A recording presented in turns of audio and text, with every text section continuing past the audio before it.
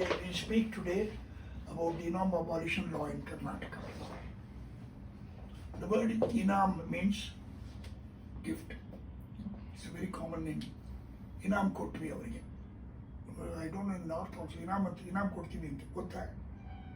Enam, Enam ಕೊಟ್ಟು ಕಳಿಸು. ಮೈಸೂರಲ್ಲಿ ಓಲ್ಡ್ ಮೈಸೂರು Enam ಕೊಡು ಅಂದರೆ some gratis, some money, a few rupees. Before the Indian independence, the kings were running the state, many of the states, including Mysore, old Mysore. So in order, large areas were kept vacant. They were not in agriculture. Some of them were left in forest, some of them rivers would flow. In order to make them productive, the kings used to give Enams. Take one village, Enam to A, Enam to B, that is called Enamati land. They are called Enam village. The land owner became the Enamdar. The Enamdar became a minor king of that area.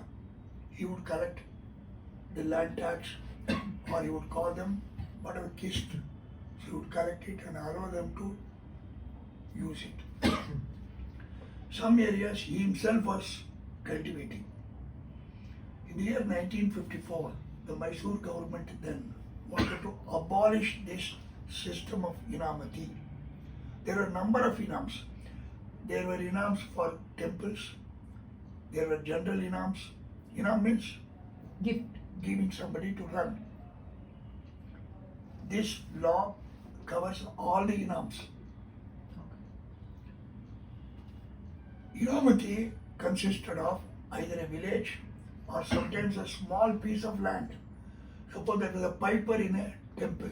They will say, okay, take Enam. You keep that 1 acre. But whenever the temple festival came, you come and blow the pipe. Or suppose some funeral is there, you beat the drum. For that they were giving Enam. They were giving Enam for the barber. They were giving Enam for various things. In the year 1954, they abolished all the Enams. The man who held the village was called Enamdar. They abolished it. But then what is the compensation to be given to the Enamdar? What the government did was, wherever people had the Enamdar or Enam, whoever had received, if he was cultivating the land himself, from 1st of August 1948 onwards, they said, you are the owner. Wait, what did they choose? 48. 48 to 54 is 6 years. They said whoever was a cultivator for 6 continuous years prior to 1954, he became the owner of the land, or he became the occupier of the land, provided the land was it was agricultural. It was an agricultural land only then. If it was a non-agricultural land, this law does not apply. Enam land.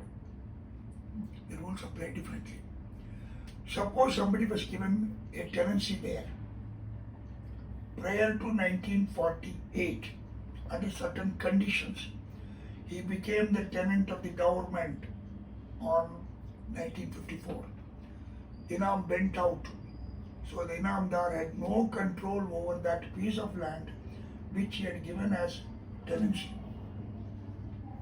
This is the biggest problem we are facing. So people had to prove that on or after August 1948, they were tenants of Mr. X or Mr. Y.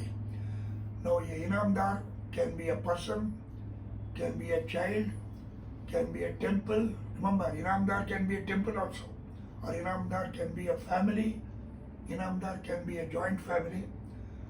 They gave it for the king recognized it. So on or after 1954, there are no Enam lands in Karnataka.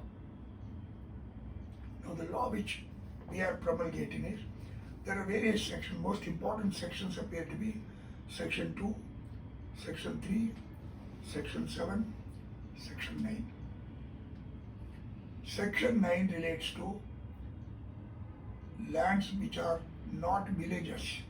That is, it is not an entire village given. It's called a part inami. It was not a full inam. The entire village was not given. Some 10 acres, 20 acres, 15 acres.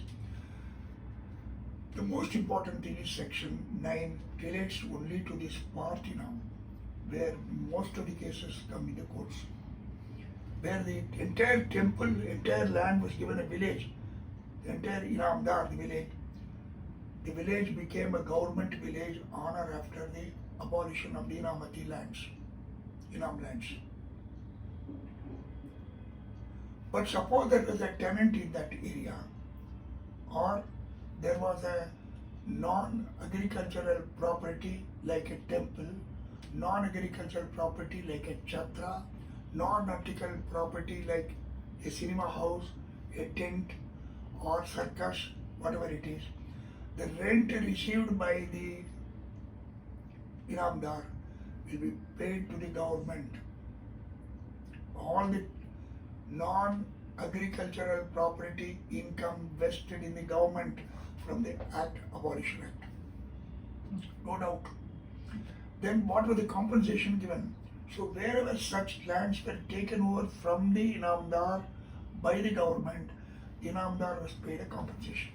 The compensation is fixed at 20 times the land revenue, and in terms from various act.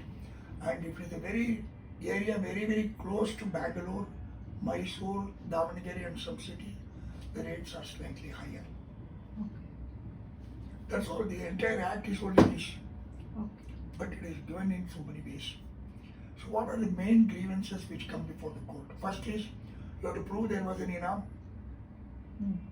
Second, Inamdar enjoyed those rights, whatever he was getting, whatever the rights he was collecting. He had given a land to some agriculturist.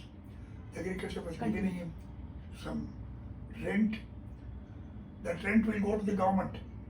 Therefore, for that portion of the land where the land did not come to the Inamdar, government will compensate him. Where the land came to the Inamdar, how did the land come to the Inamdar? If he was a direct cultivator. If he was a direct cultivator of a particular portion of the land, he became the occupant of the land. And he continued to pay some land tax to the government and enjoyed the profit. It is something like a gift by the government to the Inamdar. In the particular case where we are dealing with Mr. Sharma's case, that portion of the land was in the direct cultivation of that gentleman, Srinivasayya.